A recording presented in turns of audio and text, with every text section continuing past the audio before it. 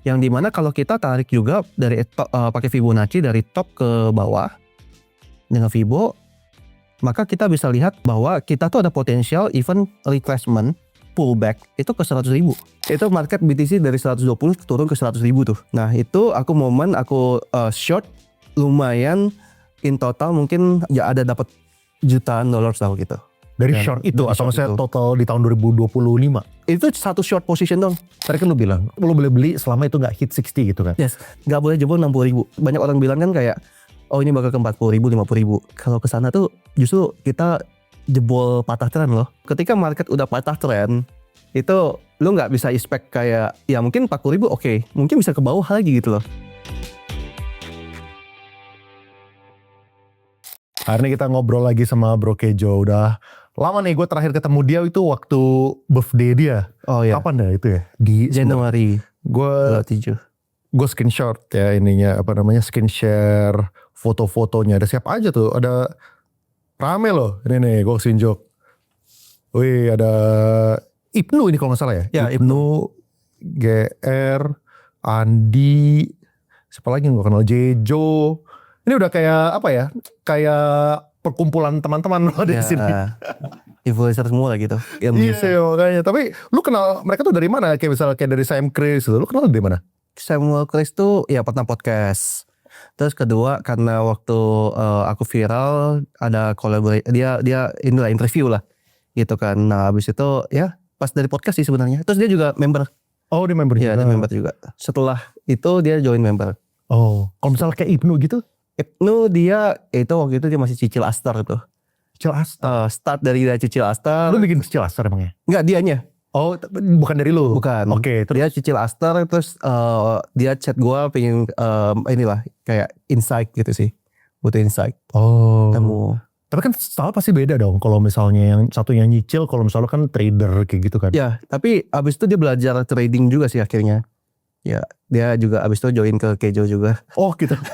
Oh berarti yang pada ngikut itu rata-rata member gitu? Hampir enggak semua sih. Tapi hampir semuanya jadi member. Oh. Ya kalau misalnya GR enggak lah. GR udah jago lah.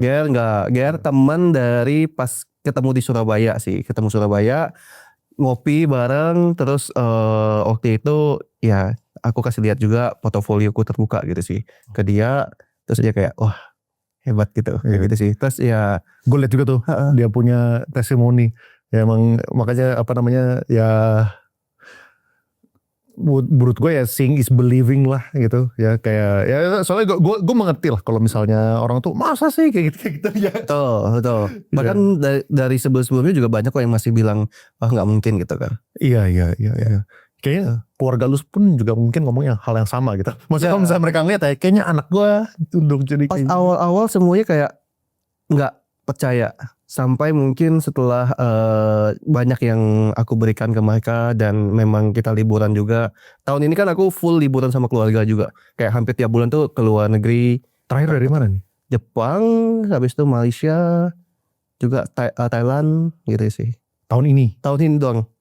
Jadi memang aku plannya tahun ini tuh memang ya udah family time. Gitu. Iya. Kalau misalnya Willy Salim kenal dari mana? Willy ceritanya panjang. Ceritanya dari kripto juga? Start dari bukan kripto. Oh bukan dari kripto. Kan aku kan basicnya programmer. Oke. Nah jadi aku bukan bantu sih, dia datang ke aku, dia butuh bikin sebuah program. Nah habis itu malah jadi kolaborasi, tapi ya support dia. Tapi dia tahu journey semua tradingku dari event belum viral sih.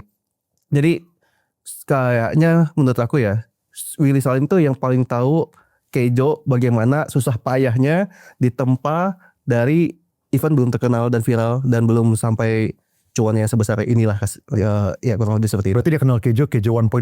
Iya. Kejo 1.0. Sebelum lu punya porto terbang itu berarti?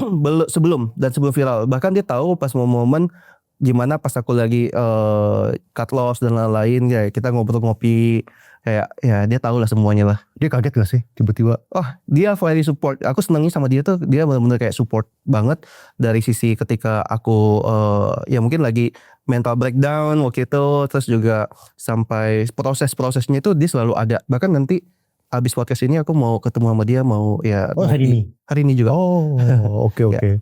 Iya. Gitu sih. Ya kayaknya ya kalau misalnya dia nggak support sih udah nggak diundang ke ulang tahun loh. Iya, Gue yakin orang-orang yang datang pasti orang-orang yang dekat. Itu semua orang dekat sih lebih tepatnya sih. iya, Aku iya, invite orang-orang yang memang dekat banget sama aku lah kasarnya gitu. Iya. Nih gue undang lu soalnya kan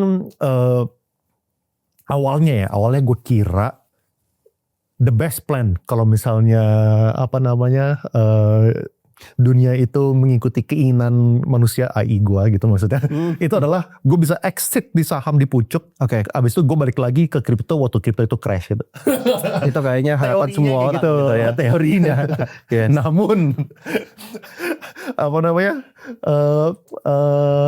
nasib berkata yang berbeda. IHSG turun 7.000 ya ke bawah ya.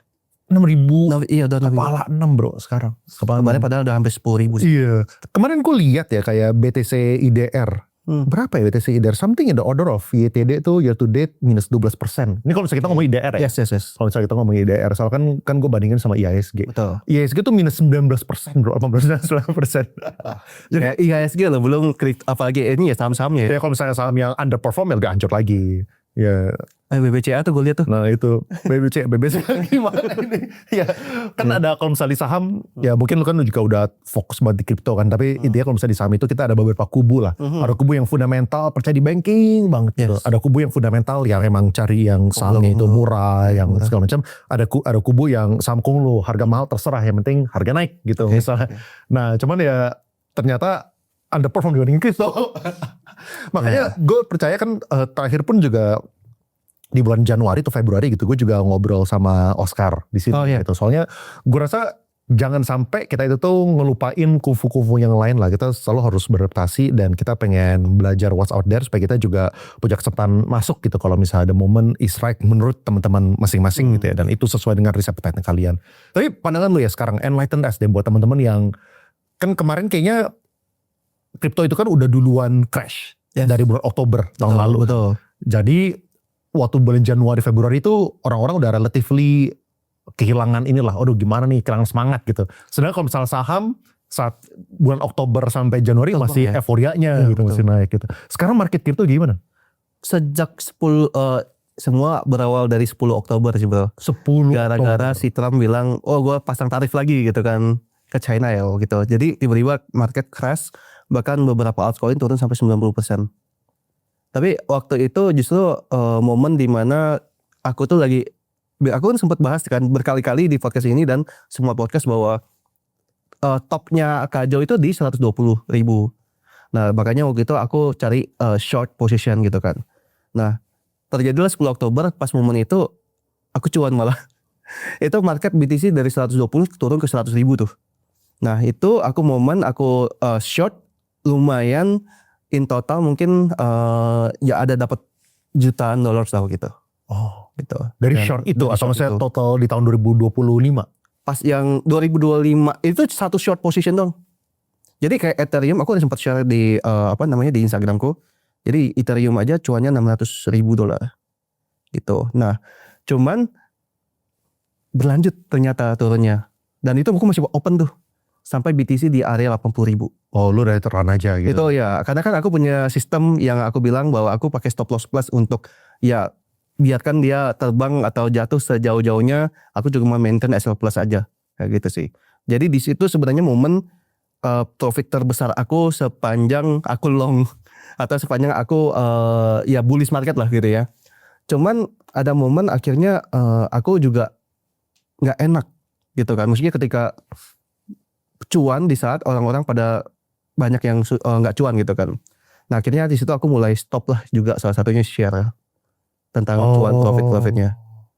Dan waktu itu juga aku cukup gitu kan. Terus aku akhirnya ada take profit juga lah. Aku kan juga sampai ngomong ke brokernya dan aku juga ngomong ke teman-teman, guys, bahkan di Instagram story, jangan heran kalau aku take profit gitu sih. Iya. Ini ada orang yang nanya nih, porto utama Kejo udah naik berapa persen? Porto gimana bro? Lu boleh share gak sih yang sekarang kayak gimana? Gue nggak tahu lu comfortable share kayak yang apa, tapi ya let us know aja ya apa yang lu oke buat share gitu. Oke. Jadi mungkin sedikit share bahwa nanti aku minta tolong di sensor aja nominalnya di blur. Oke. Cuman di sini Kenapa yang nominalnya lu nggak mau share? karena sejak sentuh $1 juta sih, kan aku ada share juga tuh pertama. Itu nggak enak banget bro kemana-mana bro. Kenapa emang? Terutama kayak ngerasa kan kita tahu ya banyak kasus-kasus terjadi terutama di dunia kripto lah di Bali bahkan gitu kan bahwa penculikan dan in that time kayaknya lagi rame banget deh yang share tentang berita-berita tentang diculik gitu yang orang-orang kripto. Di situ aku udah langsung mikir oh mengerikan juga ya. Ya kita punya kecil aja apalagi kalau sampai jutaan gitu loh itu kalau di open foto udah gak nyaman sama ngerasa kayak setiap kemana-mana tuh ada yang kayak ya jadi takut aja gitu lah feelsnya gitu jadi kayak lebih perhatiin sekitar kalau di luar sana gitu sih. Iya. Ya, ini apa not worth the inilah the risk lah. Gitu. Sama even ketika aku share pun juga banyak yang ya even in that time aku foto sampai posisiku aku open sampai fotoku open itu juga banyak yang masih nggak percaya lah gitu kan jadi aku mikir kayak ya apa untungnya lebih banyak resikonya sih daripada untungnya gitu. Emang awalnya lu kepengen open itu untuk? Awalnya pengen open itu tujuannya sebenarnya aku pengen kasih lihat ke teman-teman bahwa dari modal kecil itu sebenarnya bisa loh kita gede itu dengan disiplin trading apalagi kan portofolio aku geraknya month by month-nya cukup naik ya signifikan gitu maksudnya growth-nya naik gitu bukannya kayak turun dar gitu kan tapi memang konsisten growth gitu. Nah di saat itu aku mikir bahwa aku tuh pingin kasih lihat teman-teman bahwa ini semua real makanya sampai aku ada beberapa kan awal-awal aku beli aset kan tujuannya memang cuan aku tarik aku beli aset waktu itu cuman waktu itu yang terjadi adalah jadi orang-orang masih banyak yang nggak percaya juga terus malah dihujat habis-habisan gitu kan dan karena aku open foto juga ketika turun habis juga bro diserang gitu jadi di saat itu aku mikir apalagi waktu terakhir kali yang aku jadi nggak mau post apapun tentang kripto tuh ketika aku post aku profit di saat short tapi dibilang flexing kan gitu kan oh yaudah serba salah jadi aku ngerasa kayak ya. Cuan dari long salah cuan dari short salah rugi juga salah di post juga ya intinya risikonya lebih besar sih. Oke. Ya, nggak banyak yang nggak bagusnya untuk aku pribadi. Iya, I totally respect that. Kan di sini kan ada banyak teman-teman juga yang open porto kan. Untuk kalau misalnya mau open porto pun, gue pasti akan sensitif dan berusaha mengikuti preference-nya teman-teman masing-masing lah gitu. Mungkin kalau misal boleh, ini kan ada yang tadi kan ada yang nanya porto utama Kejo naik berapa persen segala macam. Mungkin kalau misal boleh gitu kita mungkin show-nya grafiknya aja tapi tanpa nominalnya kali ya. Kalau misalnya boleh. Jadi yang penting tuh pengen tahu ini sih kayak thought prosesnya. Yang penting soalnya anyway di sini kan nggak bisa teman-teman audience nggak bisa mengikuti apa yang Kejo beli sekarang gitu. Soalnya apa yang dia beli pun udah jalan. Udah voting. Jadi yang pengen difokusnya adalah lebih ke reasoningnya gitu. Itu yang pengen kita belajar kayak thought process. Soalnya tadi gue suka dengan ini sih kayak lu tuh ada sistem lu ya kan udah dari dulu kita udah ngomong tentang ini bahwa lu punya SL Plus dan kalau misalnya profit you let it run. Ya, kalian stop lah kasarnya. Iya, terus jalan terus lah sampai kalau misalnya dia ada dip baru dia bakal cut sendiri gitu kan. Sebenarnya kan sebuah konsep yang kesannya sederhana, cuman banyak teman-teman yang di saham tuh agak lupa dengan ini. Soalnya gue tahu banyak teman-teman di saham itu mereka kalau misalnya rugi turun gitu sahamnya, mereka tuh nggak mau cut. Kata tuh nunggu balik ke harga semua dulu. Soalnya mereka gak mau rugi. Gak rela. Ya mereka gak rela. Kayak jadi biar turun. Gak mau rugi. Kalau misalnya balik ke atas gue janji deh. Kalau misalnya balik gue kasih gue kesempatan balik ke harga semula. Gue promise this time. Betul. Nah tapi menariknya. Kalau misalnya cuan sedikit TP. Ya. Nah jadi bahasa gue tuh adalah teman-teman punya stop profit. Tapi kalau gak punya stop loss. Risknya lebih besar daripada rewardnya. Kalau misalnya profit ada stop gitu. Sama kan kalau misalnya dia dari cuan. Dia langsung gini udah BEP nih kan langsung. Loh kalau misalnya BEP kan gimana kalau misalnya naik gitu. Jadi ini kan kayak kebaliknya itu. Yang semestinya adalah kalau misalnya lu turun harus ada jaringnya. Kalau ke atas itu ya let it run gitu. Betul. Ini jadi ya mungkin aku bakal share juga ya untuk ini. Iya. Jadi mungkin ini adalah momen dimana aku tarik ya. Jadi kalau kalian dilihat ini kan secara setahun itu momen dimana peaknya even kemarin sempat lebih dari ini nggak ke capture ini karena dia nge-capture ini by monthly gitu karena aku pakai 1 year kan. Oh ini dia nggak bisa lihat dari awal 2025 sampai sekarang tuh nggak bisa lihat ya? Nggak bisa karena 12 bulan terakhir. Oke, cuman 6 ini oke. Betul. Oke. Aku sempat post in that time bahwa jangan heran ya aku mau take profit dan ini bakal turun sampai sejauh ini. Iya. Nah makanya waktu udah awal bulan 2 itu aku mulai ngambil lagi position gitulah. Iya. Nah makanya ini mulai naik, dia perlahan dari bawah ini kan langsung naik perlahan-lahan ini kayak uptrend. Iya. Man by man-nya. Nah ini berarti lu ambil profitnya bulan apa nih? Sorry boleh nggak? Ini aku ambil profit sekitar bulan 1 awal. Oh tahun ini? Yes, tahun ini. Awal tahun ini. Alasannya apa?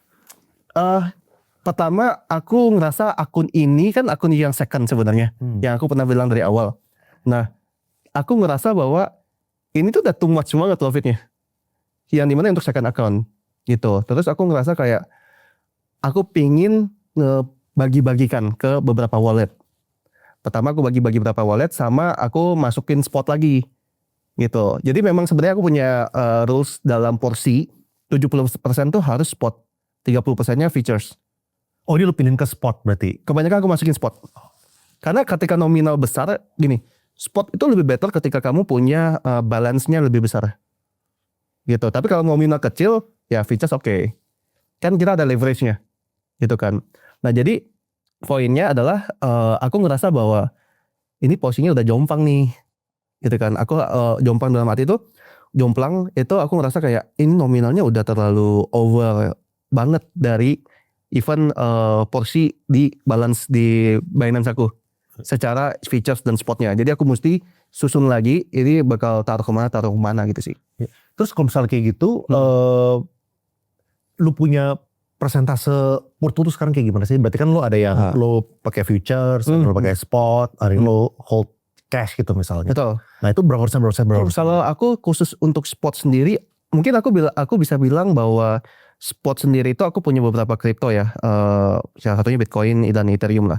Tapi 70% masih tetap di kripto, di BTC spotnya. Oh. Yes. Nah, lu gede di kripto ya? Lu gede di BTC ya doang berarti ya spotnya ya? Kalau spot tuh aku ada beberapa kripto sih, tapi ini nggak bisa dijadikan kalian langsung mau masuk ya, karena kan aku belinya dari bawah.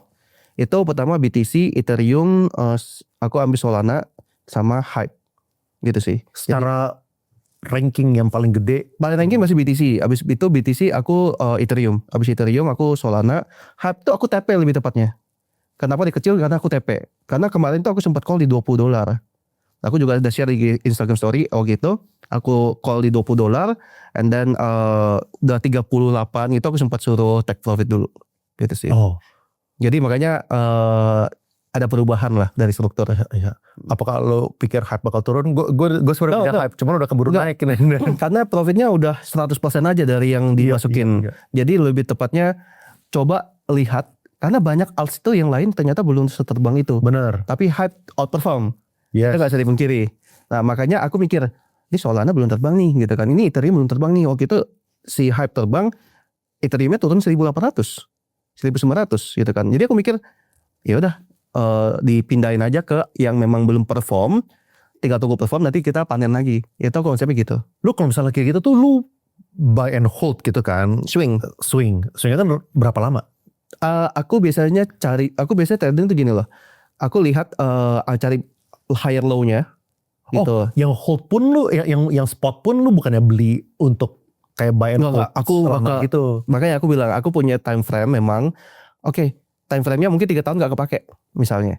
3 tahun gak kepake, tapi kalau dia udah targetnya udah tercapai duluan, aku bakal take profit.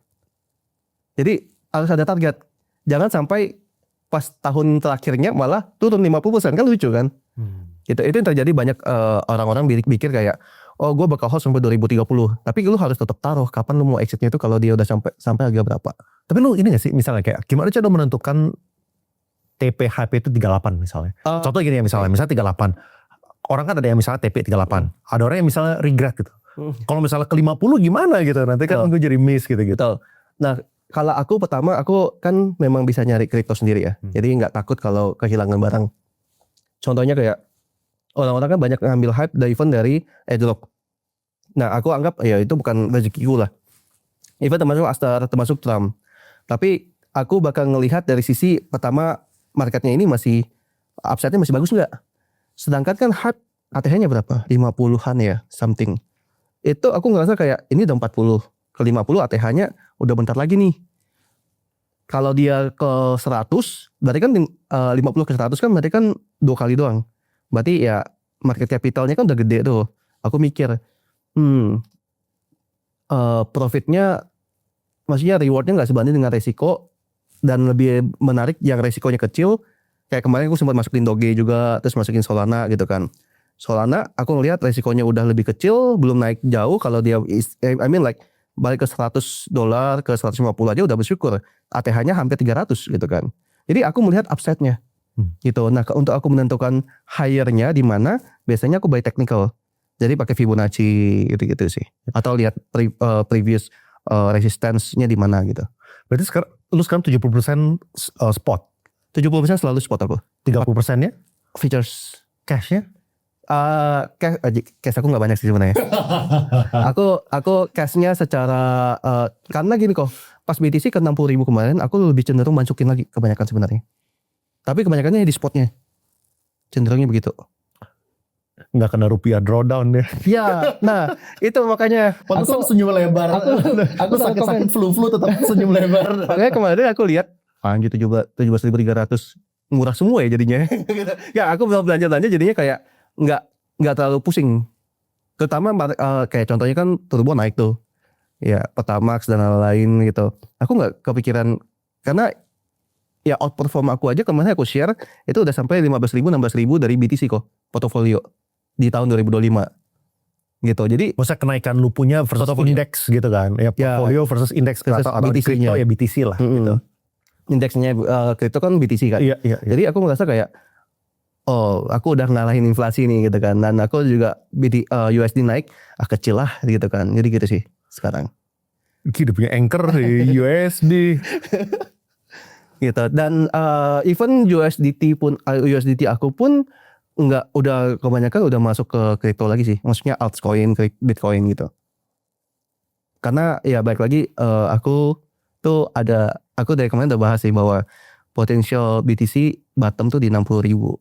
Di 59.000 sampai 60.000. Kenapa? Karena di situ tuh Fibonacci-nya juga kok.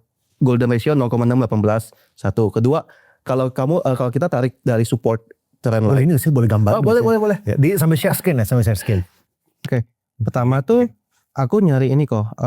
Pertama yang kenapa aku merasa bahwa kita itu di BTC ini di area 60.000 kemarin tuh, gue ngerasa kayak, ini udah oke nih untuk diambil. Yang pertama kita tahu bahwa area 60.000 itu adalah area all time high resistance-nya dari 2021, 2022 dan 2024 even. Nah, makanya kemarin mantul di sini nih. Nah, kedua yang gua coba tarik itu adalah berdasarkan dengan Fibo. Fibo dari low-nya ke high. Tuh, ketemu juga. Terus gue coba untuk mencari area supportnya.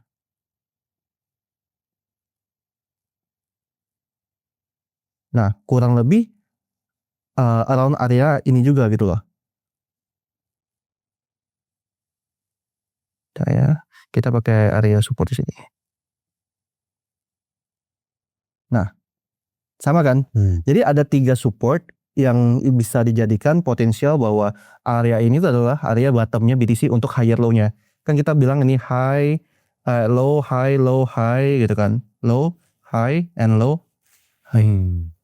Kalau misalnya kayak gini ya, apakah kan teman-teman ada beberapa investment style / trading style lah. Gitu. Ada juga yang buy to hold, yang invest gitu kan. Kalau misalnya kayak gitu, apakah it's a good time buat mulai nyicil buat teman-teman yang mau nyicil, atau menurut lo ada potensial buat dia balik lagi ke 60.000 gitu? Oke, sebenarnya yang pasti kalau ngomongin pastinya nggak akan ada yang pasti lah. Jadi kalau ngomongin soal BTC sendiri, tapi kadang gini kok, ada juga banyak yang nanya, masih boleh cicil nggak kok kalau turun? Masalahnya ketika turun nggak ada yang berani ambil. Itu masalah mental atau psikologisnya banyak orang gitu kan. Nah, makanya kalau sebenarnya di portofolio aku pun sebenarnya nggak langsung aku all in dar gitu kok. Jadi aku akumulasi, even di komunitasku pun aku bakal bilang, ini aku nambah berapa persen ya dari marginnya, dari portofolioku, atau dari margin dari posisi gitu. Itu aku jelasin supaya aku share ke mereka tuh bahwa memang sih market turun lagi, ini kesempatan aku buat share lagi gitu loh. Jadi yang aku lakukan gitu, jadi nggak yang kayak gua all in ya sini atau ini posisi one shot one kill, nggak. Jadi kalau misalnya nanti terjadi turun, ya menurut aku sih mungkin selama masih di atas 60.000 masih boleh diambil. Termasuk kalau mungkin selama BTC kalau masih bisa bertahan di atas 70.000 kok, itu harusnya masih bagus. Justru kayak uptrendnya itu kan nggak boleh jebol di 73.000. Ya 73.000 kalau dikasih ya silakan 70, 73. Cuma kalau paling ya mungkin mau rada mungkin banyakan gitu ya, betternya di 60 ribuan gitu sih. Oh, tapi ya apa tadi ya kayak sekarang bakal ranging di 73-an itu udah good enough price. Ya. Tapi kalau saya sampai dikasih kesempatan masuk ke 60-an even better gitu. Even better. Ya. Makanya kan kalau pakai spot lebih tenang sih sebenarnya. Cuma what if misalnya dia tadi kan lu bilang kalau misalnya dia hit 60 itu bisa misalnya lu boleh beli selama itu nggak hit 60 gitu kan. Yes. Hal yang menarik tuh gini kok. Nggak boleh jebol 60.000. Pertama kalau Kalau kalian jebol apa cut? iya, kalau misalnya jebol cut, kan banyak orang bilang kan kayak, oh ini bakal ke 40.000, 50.000. Kalau ke sana tuh justru kita jebol patah tren loh. Dari yang tahun 2021, 2020. I mean like, bro, ketika market udah patah tren, itu lu nggak bisa expect kayak, ya mungkin 40.000 oke, mungkin bisa ke bawah lagi gitu loh. Karena trennya udah ke bawah, bukan lagi uptrend. Saat ini kan yang tadi aku perlihatkan kan bahwa market lagi ke area higher low-nya yang dimana banyak ini kan banyak support. Nah, jadi kalau Koko juga tahu BTC Rainbow chart, kita tuh kan lagi di bawah area rainbow-nya. Benar-benar di bottom rainbow. Kalau sampai kita jebol di bawah 60.000, Rainbow chart website hilang bro. Analisa atau tesis orang tentang Rainbow chart itu bakal hilang juga. Iya. Gue nanti ada satu segmen khusus yang gue pengen bahas tentang Bitcoin ini ya. Tapi gue pengen tanya mengenai ini kan tadi kan yang portfolio itu lu kan take profit kan. Lu kan pengen secure itu pengen jadi spot gitu kan. Tapi kan ada aja orang yang mikir kayak gini gitu. Lu kan dulu dari modal sekian ribu itu jadi ya mungkin yang gue boleh sebut sekian juta lah misalnya gitu ya. Kalau misalnya lu take profit lagi, lu kemarin kalau misalnya nominal sisa yang lu pakai lagi untuk yang di tahun 2026 ini boleh nggak modalnya? Oke. Kebetulan karena ini second account-nya kan yang gue pakai kan. Makanya aku coba ya udahlah aku coba kecil lagi lah gitu kan. Iya. Kan menurut aku juga risetnya kayak ke 1.000 lagi. Iya. Tapi bedanya mungkin ini sedikit lebih banyak dari sebelumnya. Oke. Nah, jadi waktu itu aku trading kemarin tuh, jadi kalau kemarin tuh kurang lebih di area 30 ribuan sih. Aku ada masukin lagi itu dari ya kalau kecatatnya 30 ribuan. Tapi pada dasarnya ya sebenarnya di area ini akhir tahun lah. Akhir bulan 2 itu aku masukin lagi lah. Dan aku coba untuk akumulasi juga setiap dia turun lagi. Aku ada nambah dikit sih, kalau kayak nambah dikit-dikit untuk wah ini menarik nih gitu kan. Nah, aku harus maintain juga margin liquidation price-nya kan. Iya. Nah, kalau aku tambah dari ini dari dengan saldo yang terbatas ya pasti bakal cepat liquid gitu kan. Tapi aku pingin nambah nih gitu loh. Jadi mau gak mau aku harus injek sedikit nambah sampai kurang lebih 30 ribuan sih. Awalnya berapa? Awalnya dari 12 ribu nih kok. Oh 12 ribu. Ya awalnya dari 12 ribu, aku coba 10 ribu kan awalnya kan. 10 ribu, 200 juta lah kurang lebih lah kan. Gue masukin, gue coba-coba. Terus dia tuh berkali-kali tuh di sini-sini doang. 12 ribu gitu loh. Nah jadi, wah pas dibawa balik lagi, gue coba nambah-nambah. Tapi sampai 30 ribu, ya kurang lebih dari bulan 2 itu sampai ya, nih itu butuh sensor katanya itu tuh. Nah, di saya tolong di VIP aja kali ya. Oke. Keceplosan. Nah, lu kan kalau misalnya tadi ya kan berarti yang lu take profit, abis itu lu ngulang dari modal kecil, ya kan 10 ribu, 30 ribu, 40 ribu lah gitu misalnya ya. Tapi lu ini gak sih kayak apa ya?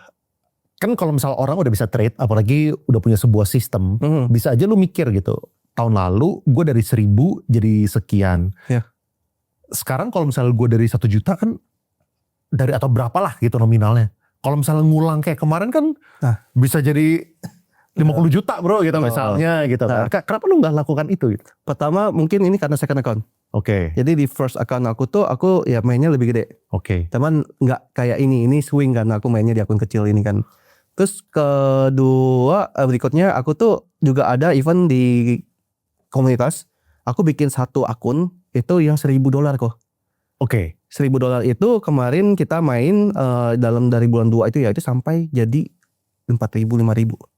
Terus selesai TP. Aku SL plus lah selalu gitu kan. Dan in that time Akhirnya jadi berapa tuh? Kena SL plusnya? 4.000-an lah. Oh. Gitu. Tapi semuanya ini dong ngikut. Nah, aku juga ada tuh kemarin IG story juga bahwa ada beberapa teman-teman tuh kayak mulai dari 8.000 jadi 12.000, 13.000. Terus yang 1.000 akunnya malah yang lebih gede sama kayak aku. 1.000-nya jadi 4.000. Nah, jadi kalau dibahas karena kenapa jadi 1.000 akun yang 1.000 ini benar-benar pure terbuka tapi buat member saja. Tujuannya waktu itu ya apa yang aku call, aku kasih tahu, aku masuk di akun 1.000, apa yang setiap posisi tuh ini aku masukin ya ke $1.000 foto, berapa persen dari foto gitu kan. Terus juga yang ini aku nambah ya di 1.000 account, akun 1.000 gitu. Nah, cuman yang second account ini akhirnya lebih ke arah kayak kadang ke distract kalau sama yang 1.000 account sama yang akun yang tadi aku kasih lihat. Nah, jadi poinnya kenapa nggak $1 juta? Sebenarnya balik lagi sekarang tuh aku mau mainnya lebih safe aja kok. Main lebih safe karena modalnya lebih besar bukan kecil lagi gitu kan. Dan tidak ada pembuktian yang harus aku lakukan sih. Kalau kemarin kan memang akun kecil itu kan memang untuk pembuktian lah. Pembuktian bahwa ini bisa dan ini tapi malah bablas kayak gitu loh. Jadi bagi aku ketika udah mencapai 1 juta lebih ya bersyukur aja lah banyakin gitu kan. Jadi, dan ya mainnya yang di akun second yang pertama aja gitu sih. Iya. Ini ada yang nanya, kalau market lesu kayak gini biasanya ngapain aja kok? Kok ngeliat portonya lesu ya? Fotoku juga lesu sih sebenarnya. Kalau dia ngomongin dari awal kan nggak banyak volume kecil kan fotonya. Cuman grow-nya ya pelan. Naik lumayan. 3 kayaknya. 3 ya. Loh? Enggak dong. Oh iya. Kalau dari Kalau dari 38.000, masa kan naiknya kan lumayan. Iya.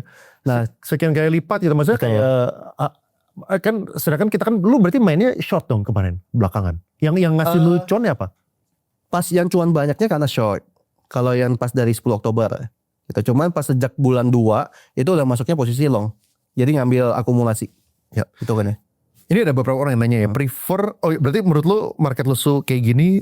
Market lesu justru kalau aku pribadi kemarin memang banyakin refreshing karena memang kayak mau ngapain gitu kan. Tapi tiap hari banyakin apa? Refreshing. Enggak, refreshing itu dalam arti akhirnya punya waktu loh buat istirahat karena pas di bullish market kemarin atau marketnya volatile itu kan kesempatan kita untuk jor-joran hajar-hajar terus. Hajar tuh dalam arti hampir tiap hari itu kita bisa dapat posisi lah yang bagus. Coba kalau pas market kayak gini, tiap hari aku tetap market update. Hampir tiap hari juga aku hampir share trading plan. Nah cuman geraknya itu lama kok. Jadi TP-nya itu mungkin bisa sampai 3 hari sampai seminggu. Even sebenarnya ada yang sebulan gitu loh. Oh, dia running terus. Ya, jadi target-targetnya justru ya karena dia lesu, volatility-nya kecil. Jadi naiknya pelan, lama banget gitu sih. Oh, gitu. Dua arahnya. Dia SL-nya lama, dia betul. naiknya juga lama. Betul. Oh, makanya lu jadi punya banyak waktu. Banyak waktu. Jadi ngisi waktu dengan ya udah jalan liburan lah. Iya. Prefer daily trade or weekly trade? Bukan yang dua-duanya juga sih. Tapi intinya ketika kamu melihat ada kesempatan itu dihajar. Tapi hampir daily sih kurang lebih. Iya. Kenapa dia bull kalau yang lain bear? Lu bullnya dari sejak kapan? Gue bull di bulan 2. Oke. Di bulan 2 gue udah bull pas BTC udah ke 60 ribuan. Nah cuman kenapa gue bull, mungkin gue share lagi. Iya silakan. Enak nih kalau misalnya sama praktisi bisa. Ya gue suka kalau misalnya lu jelasin thought process lu gitu. Jadi ya supaya teman-teman tahu lah kenapa lu bikin sebuah keputusan. Betul. Karena menurut aku, tapi ini menurut aku ya teman-teman takutnya nanti. Iya. Dior ya kan? Iya Dior. Jadi kan kita udah lihat ya bahwa ini di bulan monthly gitu kan. Nah tapi kalau ada hal yang menarik kok di bulan weekly. Kalau kita zoom in, nah ada hal yang menarik kenapa? Karena ketika kita turun dari 120 ribu, kalau kita tarik resistance, turun ke bawah, kita tuh weekly-nya udah breakout nih dari downtrend-nya. Nah artinya apa? Artinya harusnya ada perubahan tren. Perubahan dari yang downtrend menjadi uptrend. Yang dimana kalau kita tarik juga dari pakai Fibonacci dari top ke bawah dengan Fibo, maka kita bisa lihat bahwa kita tuh ada potensial even retracement pullback itu ke 100.000. Ini kan kalau Fibonacci di technical itu berguna untuk kita bisa cek retracement, kita bisa target bottomnya di mana gitu loh. Itu cara aku sih sebenarnya. Jadi kenapa malah jadi bull? Karena ada perubahan tren yang terjadi di weekly, dan itu dari BTC 120 turun sampai 60.000. Ini pertama kali dia break, bahkan dia bikin nih ada yang menarik juga. Dia bikin double bottom kok. Double bottom dan double bottomnya udah break. Nah, jadi confirm banyak hal yang jadi somehow ada shifting perubahan trennya gitu. Itu yang kenapa aku jadi bullish. Ya. Ini ada orang yang nanya lagi. Menurut seorang Kejo, trading crypto futures lebih baik fokus beberapa coin aja seperti Bitcoin, Ethereum, dan lain-lain, atau altcoin? Pertama, kalau aku pribadi ya, aku tuh punya watchlist atau biasanya teman-teman sebutnya universe. Aku punya universe sendiri yang dimana aku udah paham dengan koin-koin tersebut. Nah, ketika aku udah paham koin-koin tersebut, yang aku screening tuh selalu itu doang. Misalnya, pasti yang top priority atau yang kalau kalian lihat tadi di punya aku yang tadi watchlist, BTC, Ethereum, Solana, Hype gitu kan. Terus Sui atau mungkin Doge gitu kan. Nah, itu yang biasanya aku lagi sering pantau.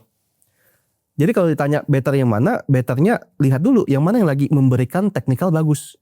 Jadi nggak semuanya tuh kayak cuman fokusnya ke BTC only, enggak. Kalau aku lihat dari yang aku lagi punya universe-nya yang lagi aku pantau, itu yang mana yang lagi hari itu bagus. Ada nggak yang bisa kasih opportunity, yang itu aku ambil. Gitu sih. Jadi yang manapun sebenarnya terserah. Ketika punya posisi di future yang sedang running, apa yang Kejo lakukan? Oh tadi udah nih, perasaannya gimana? Perasaannya gimana ya kalau misalnya ke hijau terus sih kayaknya. Ya, kalau aku pribadi mungkin perasaannya udah kayak, kalau sekarang ya, udah kayak nggak terlalu, ya udah biarin aja gitu loh. Karena foto yang besarnya udah aman, yang di secure juga udah aman. Posisi ini saat ini adalah tinggal maintain ya udah SL plus gitu sih, swing. Jadi nggak besarnya ini nih lu tuh spot atau spot. Kalau kata kali Mas Ada kemarin ya pas gua bareng sama dia satu tempat, orang kalau belum masuk spot di BTC only berarti uangnya belum banyak katanya. Itu yang dibahas sama kali Mas Ada pas di website Wix kemarin. Ini teman-teman yang punya 1 juta rupiah di Bitcoin kaya-kaya bro. Iya makanya udah punya spot semua. Itu orang-orang mungkin kalau udah gede kan naik turunnya lumayan ya kok. Kalau pakai crypto features atau bahkan altcoin kan, pasti mereka larinya ke big cap kayak BTC, Ethereum mungkin gitu ya. Iya.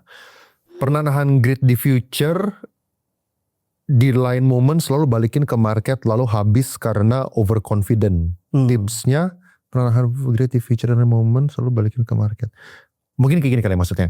Jadi dia pernah menang, dia nahan grid di future, dia udah dapetin cuannya, lalu di lain momen dia ada trade lain malah balikin ke market gitu. Kalau aku pribadi aku sering bahas juga sih beberapa kali di publik bahwa aku tuh ketika aku profit kok, aku kan take profit nih. Pasti kayak 30% tuh aku pasti tarik. Aku gak boleh ada di saldo itu lagi. Oh. Jadi biasanya aku either aku pindahin ke wallet atau mungkin aku mikir ini harus dikemanain. Jadi intinya gak boleh ada di wallet itu lagi.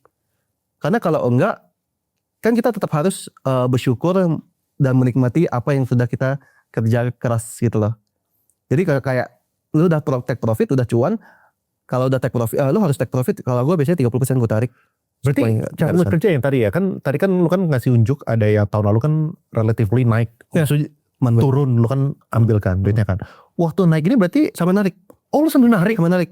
Makanya kan kalau gue takut ya ngomong, tapi intinya makanya setiap kenaikan pasti akan ada sesuatu yang gue kayak contohnya mobil. Itu kan hampir tiap 2 bulan 3 bulan kok mobilnya yang itu. Jadi intinya gue selalu coba untuk convert lah, misalnya ke bisnis atau mungkin gue coba untuk taruh ke altcoin lain lah. Tapi cenderungnya sih gue jadiin aset sih gitu. Iya. Mau tanya, trading future fokus ke BTC doang, apakah bijak untuk pemula? Apakah lebih bijak untuk pemula? Lebih sangat bijak sih. Lebih sangat bijak. Betul. Karena Gara-gara pertama dia nggak terlalu volatile, nggak se-volatile BTC aja kalau kamu sebut volatile, apalagi yang lain gitu. saran berapa persen SL? SL itu nggak bisa ditentukan berdasarkan kayak saran berapa atau gimana, tapi berdasarkan teknikalnya. Jadi ketika berdasarkan teknikal, risk and rewardnya juga oke nggak gitu loh. Tapi risk and reward kan nggak asal-asalan. Dari teknikal itu potential reward bisa sampai berapa? Risknya biasanya aku 1/2 gitu sih. Ya. Biasa Kejo main future sekali ambil posisi long short itu bertahap atau langsung all in? Bertahap. Cenderung bertahap karena apa? Berapa? Biasanya sih lebih tepatnya kayak minimal kamu merasa bersyukur berapa sih kalau ini cuan gitu lah. Misalnya kayak uang makan misalnya, mungkin $100 lah misalnya gitu. Tapi intinya itu kan balik lagi beda-beda orang ya. Tapi maksudnya berapa tahap gitu? Apakah berapa tahap? Gak ada tahap, gak ada berapanya sih kok. Jadi ketika masih, tapi kan kadang gini, di features tuh kalau lu kali leverage ada maksimumnya. Lu gak bisa lebih dari itu lagi. Nah jadi ketika itu masih bisa gua ambil, resiko masih oke, margin masih oke, gue biasanya sampai mentok sih rata-rata sih. Kalau masih ada saldonya. Boleh gak sih sharing ini ya? Mungkin buat studi kasus ya ke teman-teman 2 atau 3 current trades yang lagi running gitu. Oke. Yang lagi running ya, dan lu tolong share ini ya thought prosesnya. Kenapa lu ambil saat ini gitu. Jadi mungkin gue punya beberapa trade ya. Ethereum ini. Ini lagi ongoing semua ya? Yes, kayak Ethereum ada. Boleh short gak sih? Kayak ada berapa banyak yang lagi ongoing? 12 nih kok. 12. 12 gue trade tuh. 12. Nah terus kalau sekarang kan ada Dogecoin, BTC, Ethereum. Mungkin hal yang paling menarik itu adalah soal Dogecoin lah. Karena BTC tadi udah gue bahas kan. Nah Dogecoin itu sini. Nah sebenarnya Dogecoin itu menarik ya. Karena gue kemarin tuh sempat open trade. Terus ternyata dia SL. Oh udah close dong? Itu yang pertama udah close. Nah jadi yang pertama itu gue trade itu risknya 2,7% ini. Nah ternyata SL. Nah terus gue kan tipenya kalau karena SL, gue tunggu dulu sampai marketnya itu dapat struktur yang bagus. Nah pas udah di sini di bawah ini, dia itu selalu mantul di bottom ini. Jadi di bottom yang bagian ini dia selalu ada rejection lah intinya. Nah gue coba ambil swing trade. Nah dengan dimana trading plan-nya seperti ini. Nah yang dimana sebelumnya gue cut loss 2,7%, sekarang gue lagi floating profitnya itu 20%. Yang lu cut loss-nya yang mana? Yang di atas ini. Ini. Itu. Jadi ya karena udah gak sesuai dengan plan-nya, terus juga udah lewat gitu sih. Gue pengen ngomongin, mereka ada 2 trade kan? Ada 2 trade yang terpisah. Yes, ya kan? sebelumnya. Nah, gue pengen ngomongin yang pertama dulu deh. Oke. Nah yang pertama ini, kenapa lu Open? Iya. Pertama, kenapa gue open? Karena kalau bisa dilihat, ini kan double top ya sebenarnya. Double top yang sudah sebenarnya kalau dilihat, udah mencapai targetnya kok. Targetnya itu adalah di sini nih. Nah ini demand. Nah karena ini demand, terus gue mencoba mengambil di sini. Nah aku mencoba mengambil bahwa di saat ini momennya adalah ada perubahan tren di 4 jam lah. Nah gini nih. Nah dia breakout. Expecting gue adalah ini harusnya udah bakal naik. Karena pertama udah target double topnya udah tercapai. Terus area demand besar ya di sebelah kiri itu. And then secara 4 jamnya di sini dia udah ini. Secara 4 jamnya dia udah breakout lah intinya di sini nih. Yep. Nah jadi gue coba untuk ini kayaknya menarik nih, ambil opportunity-nya gitu sih. Nah ternyata malah tidak sesuai dengan ekspektasi. Ya udah akhirnya aku coba untuk udah kayak cukup lah, tinggal cari tunggu lagi lah nanti kalau dapat structure yang bagus. Ya. Nah hasil ketika ini, lu masuknya yang di mana? Masuknya di sini nih. Jadi masuknya di area ini. Nah sempat berkali-kali kan mantul terus di area ini kan. Nah karena ini adalah swing trade gua yang dimana risknya adalah 5%, rewardnya 26%. Jadi yang gua lakukan adalah ya udah ditinggalin. Nah makanya pas di sini kalau dilihat di HP ini kan dogenya itu ya gue sebenarnya udah berkali-kali FS lah. Dia kan 0,9 kok. 0,09 gue entry. Ya ini 0,09 sesuai kan. Terus gue entry margin 3.200. Setahu gue ini udah full mentok deh. Oh belum enggak. Ini gue masuk ke 3.000 aja karena gue swing. Ya udah habis itu sekarang profit $25.000. Ya. Gitu. Terus kalau misalnya ya ini gue appreciate ya soalnya lu share apa namanya yang salah sama yang benar jadi ya orang tuh bisa expect di trading itu SL itu adalah sebuah hal yang pasti akan terjadi. Pasti akan terjadi. Karena memang aku tipenya kan kayak gini kok. Jatuh dulu modal lagi. beberapa. Oke, nanti kita bahas lagi. Oke. Tapi poinnya gini kok, pas di apa namanya, gue tuh punya sistem yang dimana memperlakukan trading itu kayak bisnis. Setiap hari itu kan pasti akan ada operational cost kan dalam bisnis. Mungkin kita ngomongin air atau mungkin kita ngomongin gaji gitu kan setiap harinya. Itu aku anggap sebagai jatah cut loss-nya. Jadi aku nggak ada takut bahwa selama jatah cut loss dan masih sebatas operational cost atau belum sampai mencapai full operational cost, berarti aku masih boleh trading dengan budget itu. Kalau udah habis dan udah full operational cost, tunggu besok lagi, ada nggak opportunity? Kan kita ngomongin bisnis, buka toko, buka warung, buka kafe. Emang Senin sampai Minggu bakal rame? Enggak. Biasanya Sabtu Minggunya yang nutupin, bukan Senin sampai Jumatnya. Sama juga kalau aku punya punya saudara yang dimana bisnis baju muslim. Dia ramenya cuma lebaran doang kok. Nah tapi dari lebaran itu bisa nutup selama 1 tahun. Jadi konsepnya aku lakukan trading seperti itu sebenarnya. Iya. Ini ada orang yang nanya nih, kok kamu kalau trade futures pakai cross sih, bukannya isolated lebih safety ya? Secara safety mungkin buat beginner ya, tapi kalau aku pribadi cross and isolated tuh kayak isolated tuh seperti ketika kita mencoba untuk membagi budget trading. Nah, kalau cross itu aku anggaplah aku punya 1M, berapa aku udah bisa bagi tuh dan aku bisa menghitung bahwa aku udah pakai berapa banyak duitnya. Tapi kalau isolated tuh ketika udah kepakai ini jatahnya kan nggak bakal bisa diganggu-ganggu. Nah jadi kayak budgeting di dalam sebuah perusahaan kok ada marketing, ada budgetnya berapa, nanti logistik berapa. Alhasil ketika aku mau open posisi aku harus hitung dulu semuanya. Jadi kayak terlalu rumit bagi aku pribadi. Kayak ini aku udah kepake nih segini nih, nggak sisa segini itu bakal ngeganggu, kalau bakal harus aku budgetin terus lah jadinya setiap open trade itu bakal jadi pusing. Pernah ada negative implication gak itu pakai cross? Kalau orang yang nggak ngerti cara ngemainnya itu bisa liquid semuanya. Nah lu sendiri pernah nggak kena? Dulu awal-awal pas kena karena kita nggak tahu cara mainnya dan nggak punya sistem. Apakah gara-gara SL Plus itu makanya lu jadi itu salah satu kejaga. SL Plus kejaga dari situ. Cuman kalau cross itu aku bisa tahu dari margin ratio.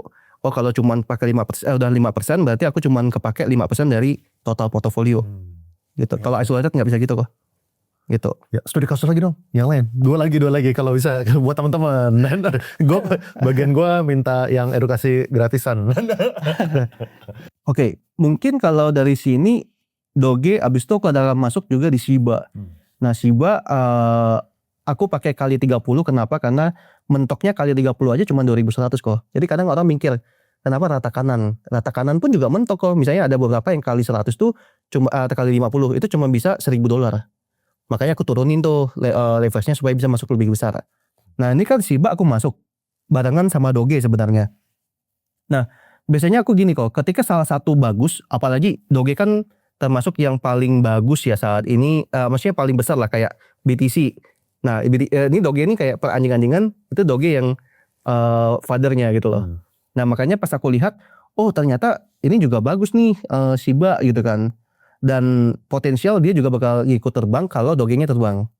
Nah pertama, iya betul bahwa ini kalau yang paling terakhir nih. Betul bahwa di sini ini udah kita TP waktu paling terakhir, cuma aku ada swing. Nah yang di swing itu kan aku entry-nya di 0,54. Berarti around 54 di sini nih.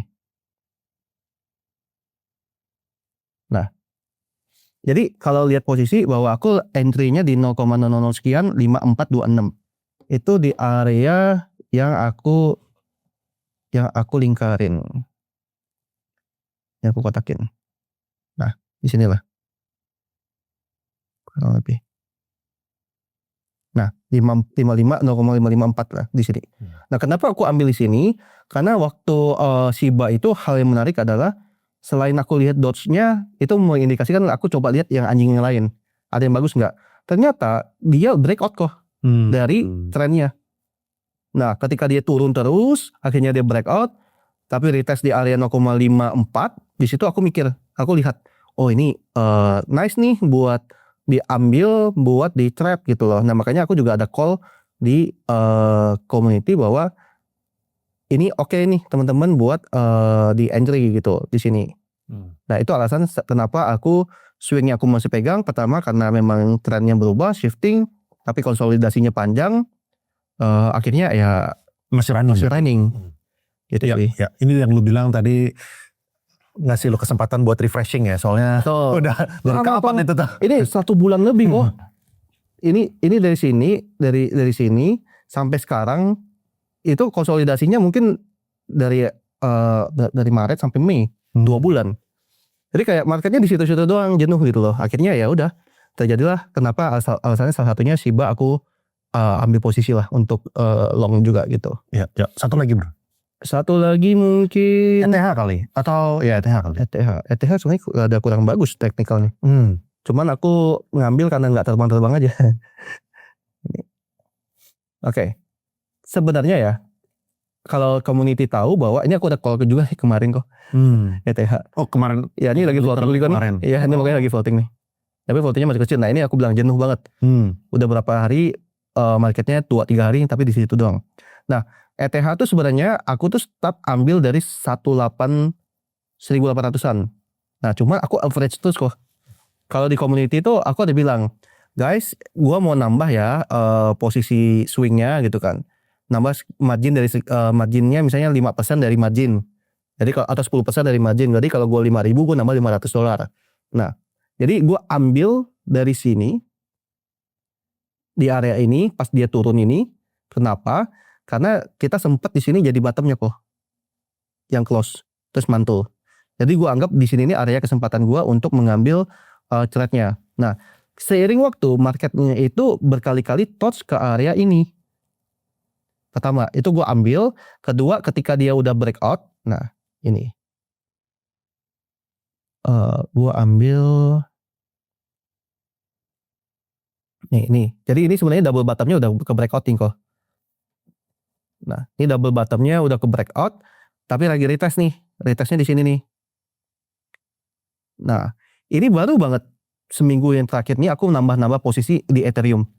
Aku bilang bahwa ini aku nambah ya kayak 3%, 5% dari margin untuk aku ambil lagi karena aku anggap ini ketika udah breakout double bottom terus retracement ini ada kesempatan aku untuk nambah muatan. Kayak gitu. Makanya average-nya jadinya jadi 1000. Ethereum aku jadi average-nya jadi 1978. Masih di bawah 2000. Iya. Masih oke lah menurut aku gitu sih. Yaitu. Thank you bro udah sharing beberapa thought process. Oke. Gue paling suka tuh kalau misalnya kayak gitu. Ini ada yang nanya nih bro. Sekarang porto lo kayak gimana? Tadi kan lo udah bilang dari segi kripto, breakdown dari segi kripto ya kan, mau itu spot, Yes. Cash, which is ini punya. Ya sekarang udah. Makanya kemarin ada yang nanya kok. Kan kemarin kan sempat pakai bisnis. Terus ada yang komen, kok sekarang ekonomi udah go all in di kripto gue bilang. udah go all in di Batam. Udah gue masukin banyak di bawah kemarin. Enggak sih sebenarnya karena rame-rame aja sama keluarga itu sih. Iya. Kalau misalnya rame-rame sama keluarga. Keluarga sama temen lagi kok. Gue ngajak temen sekarang. Semua? Iya beberapa gue ngajakin. Sampai driver gue bawa juga gue bayarin. Driver lu bawa? Tanya tuh sama tim gue. Driver lu ke Jepang? Gak ke Jepang tapi ke Thailand, ke Malaysia gitu-gitu sih. Driver lu paspornya banyak cap dong. Dan driver gua dia nggak punya paspor, gua bayarin paspornya, gua bisa bikin cepet. Karena ada beberapa tempat yang kayak Driver dari pesawat apa? sama bareng. Satu pesawat bareng. Business class ya dong. Ekonomi waktu itu. Iya. Gimana dia akhirnya bisa jalan-jalan? Ini pertama kali dia keluar negeri dong? Iya betul. Bikin paspor soalnya. Bikin paspor. Pertama kali keluar negeri. Jadi kayaknya udah 3-4 kali deh sekarang ke beberapa negara. Gitu. Sama kemarin nemenin gua pas operasi. Kenapa lu, pasti gini, oke ini kan sebuah hal yang relatively jarang gitu kan. Kalau misalnya orang tuh bawa driver, kenapa lu bawa driver? Pertama driver gua tuh kayak masih muda seumuran gua lah kurang lebih. Jadi gua anggap kayak teman. Gua suka menganggap bahkan semua tim juga gua anggap kayak teman gitu. Jadi pas orangnya asik, terus ada beberapa momen memang bisa dia nyetir, gua ajak lah. Sama gini, kok gue tuh orangnya gue tuh lebih sering diem, introvert, dan family gue kan lumayan kadang suka talk aktif, interaksi. Jadi gue kadang kayak untuk membagi energi gue minta tolong teman-teman gue tuh yang bantu temenin keluarga gue atau ngajak ngobrol pacar gue kayak gitu loh. Jadi gitu sih. Sama buat entertain gue. Kadang tuh mereka lawak orang-orangnya. Jadi gue butuh tim gue tuh yang orang-orangnya lawak. Kalau yang bisa ini bercanda. Job desknya salah satunya Yang ngelawak. bisa lawak gitu. Kalau misalnya serius coret gitu. Gue juga jadi kayak terlalu serius tuh nggak enak kok, diem-dieman gitu kan. Jadi kriteria utama nggak usah perlu trading, nggak usah ngerti kripto, lawak nomor So, satu. mau tim apapun itu harus bisa lawak. Terus Gitu. lu tapi kan kalau misalnya ke Thailand gitu emang lu sama mobil? Nggak, Terus supir lu butuh teman doang. Butuh teman doang. luar Iya, biasa. butuh teman. Kan Keren. waktu itu aku even nambah sama 3 teman lagi lah. Dan itu beberapa aku bayarin, sampai semuanya aku bayarin. Gitu. Lu apa temennya nggak tiba-tiba ada 10 yang mengaku teman tiba-tiba gitu? Sekarang Gue juga banyak sih. teman. Gue juga teman kejo gitu. Tolong ngajak tuh di belakang layar tuh. Kok mau gak diajak tuh katanya tuh. Nggak, ini justru banyak yang diajak malah dari teman-teman di belakang layar. Oh. Gitu. Kemarin ikut ke Thailand juga. Oh. Gitu. Kalau yang ini Kemarin kita gue jadi tim gitu dong. iya. Nggak, lu sibuk juga. Lu Luar biasa. kalau sama lu tuh kayaknya nggak pernah ketemu waktu selain podcast kok. Nanti kita harus lebih sering-sering kalau kayak gitu. Wah gile, user driver sih pasti, wah loyalnya udah pasti luar biasa. Makanya Rangkul dia. kontak darah ada kok katanya. Oh dia minta kontak darah. Kontak darah nggak apa-apa juga lah kok katanya. Driver namanya siapa? Wildan. Wildan. Sekarang jadi Wildan Jonathan. Banyak jadi mau jadi adik katanya. Terus driver lu nyetirin apa? Kemarin Alphard sih gue sewa yang di Malaysia. Itu pas aku sakit juga yang kemarin operasi. Di Indo kayak mobil sport gitu. Oh dia pegang semua. Dia pegang semua mobil gua. Bahkan dia, karena menurut gua dia lebih safety bawa mobil daripada gua. Jadi lu kalau misalnya kemana-mana naik mobil sport, dia yang nyetirin. Lu di samping. Nah ini hal yang menarik. Misalnya ke event nih, gua datangnya gua sendiri bawa. Dia pakai Lexus. Nah tapi kan ada teman gua juga di Lexus sama tim lain. Jadi kalau udah pulang, udah lu bawa lah itu McLaren gitu kan. Gua di Lexus aja gitu. Kalau pulang sana capek banget kok, macet lagi. Terus Lexus tuh yang nyetir ya. Ada teman-teman tim lain juga. Jadi drivernya pakai Ferrari, kejonya yang nyetir Lexus. Enggak. Kadang teman-teman gue juga suruh bawa mobil-mobil gue yang lain supaya ya rame. Jadi kadang gue bawa gak cuma McLaren, kadang gue bawa Ferrari dan Porsche, ya udah di show gitu. Temen gue yang bawa yang lain. Temen lu yang bawa? Iya. Temen lu gak deg-degan? Gue jadi temen lu sih gue deg-degan sih. Nyerempet Ya, lu nyicip piring 3 tahun loh. Lu gitu. Gitu. Gue yang push mereka sih karena yang minta tolong lah. Ada asuransi gak? Gak ada. Berarti beberapa mobil kayak Ferrari belum gue asuransiin. Gitu. Baru McLaren sama Porsche lah. Gue dulu beli waktu gue bawa Alphard, gue inget ya pertama kali dateng. Itu gue gak berani nyetir keluar. Kalau misalnya nyetir keluar aman banget. Paling lambat bawa asuransi soalnya saat itu. Gue kayak gitu tuh gak berani gitu. Apalagi kalau misalnya temen gitu misalnya. Yang pinjemin mobil kayak gitu. Ya. Gue bingung. Kalau misalnya gak ada asuransi sih. Betul. Gila bro. Gue kayaknya keluar dari garasinya gak berani gitu. Fun fact kok, gue bahkan kayak ada momen dimana mobil-mobil gue suruh orang-orang yang kayak di event mau masuk aja, karena ada beberapa kan nanya kan, udah mau masuk aja, masuk itu bro, di McLaren gue kan ada kaca spion patah bro. Kepentok sama mereka. Nggak tahu gimana, pas gue lihat kok udah oleng ini tinggal kabel doang yang gantung. Oh sampai yang di tengah spion Yang ini tengah, patah dalam. Nah dari situ gak ada yang ngaku lah itu. ya gue nggak tahu kok, udah banyak banget yang masuk kok, kayaknya ada 20-30 orang deh gitu. Terus masuk. berapa tuh buat repair kayak gitu tuh? Kemarin gue ganti kaca McLaren tuh 75 juta. Spion. Gak, harus ganti sama kaca ini juga, karena dia ngegantung di kaca depan. Terus sekarang kan karena udah retak kaca kaca mobilnya, jadi gue sekalian ganti aja lah 70 juta. Untuk mengentertain teman-teman. Enggak sih, karena gue pernah mikir gini, kalau dulu tuh gue nggak pernah dikasih kesempatan untuk masuk di mobil-mobil teman gue. Jadi gue mikir, kalau bukan gua, maksudnya kayak kalau bukan dari gua, siapa lagi yang bisa memberikan mereka kesempatan dan mimpi mereka jadi lebih besar sih. Gitu. Terus juga waktu event gue punya duit, kalau gue mau beli mobil, gue nggak dibolehin test drive. Gue pernah juga Yang kemarin? yang Porsche. Oh yang Porsche nggak dikasih test drive? Awal cuma dikasih lihat doang, kedua cuma masuk tapi nggak boleh test drive, ketiga ya mungkin memang ada beberapa sales yang oke lah yang sampai ini, tapi gue kayak bodo amat, lebih mahal, yang penting gue ngerasa gue dihargai. Satu, kedua gue ngerasa ada after service-nya juga bagus lah, maksudnya kayak bisa berkomunitas sama yang lain juga gitu. Bahkan McLaren kalau gue mau beli, tapi gue masih mau lihat sampai di komen kayak gini, kalau cuma mau lihat mending gak usah. Itu dia yang chat sama orang-orangnya. Jadi kadang Loh tapi kan waktu lu beli McLaren itu lu udah punya Porsche. Nah. Dan lu punya sosial media kan udah jalan gitu kan. Berarti seharusnya kan udah tahu dong. Misalnya ini orang nih bukannya orang yang ngasal ya, gitu. cuma waktu itu karena aku dari perantara teman dulu, karena kan aku nggak mau langsung atas nama aku pribadi kan. Nah, jadi biasanya aku tuh kalau ketemu dibantu sama teman lain baru aku ketemu. Nah cuman pas abis itu di Ferrari semuanya langsung lihat punya gue silakan gitu. Jadi lebih di welcome pas di Ferrari.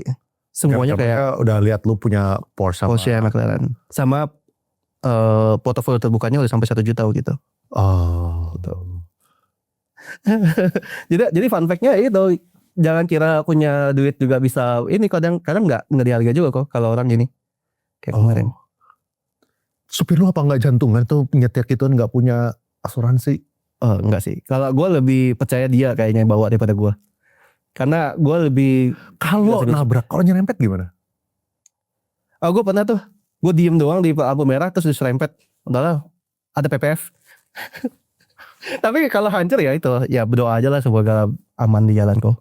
Maksudnya gini deh, kalau misalnya lo yang jalanin sendiri, ya kan mungkin it's okay. Ya, gitu kan. Cuman kalau misalnya lagi dipinjem temen atau Ya. kalau misalnya pinjam siapa, Kalau dipinjam biasanya harus ada guanya sih, mestinya kayak ya, barengan. ya gitu. make sense lah. Ya, tapi kalau sendiri dibawa gitu, ya ada sih. Ada teman, nggak semuanya yang gue percaya dia bisa bawa mobil aja sih. Gitu. Iya, iya. Kalau misalnya lu sampai pinjemin gue sih, gue jalan 5 km per jam ya. kita nyetir ke Bandung, lu nyampe hari ini, gue nyampe besok. Ya. Gitu. Ya. Kayak gitu. Hati-hati. Apa tadi gak berani. Kalau ada asuransi oke lah, boleh lah. Betul. Minimal kalau misalnya gue cuci piring 3 minggu cukup. Gitu. Iya. Bitcoin $1 juta, realistis atau tidak logis? Gue sih kalau ngomongin 1 juta masih realistis, karena Ada orang yang nanya Bitcoin as safe haven gitu. Lu mikirin gak sih kayak gitu-gituan gitu? Enggak. Bro, kalau safe haven tuh nggak mungkin turun lebih dari 20-30%, bro. 20% lah. Itu turun 50% sampai 70%. Orang yang beli juga nangis gitu kan. Maksudnya nggak bisa jadi safe haven. Karena menurut aku, Apakah menurut lu 4-year cycle masih berlaku? udah nggak. Udah nggak. Kenapa? Karena halving terakhir kali itu unik. ATH terjadi sebelum halving. Yang dimana sebelumnya setiap 4 tahun sekali itu halving dulu baru ATH. Berarti itu udah break the rules. Kedua,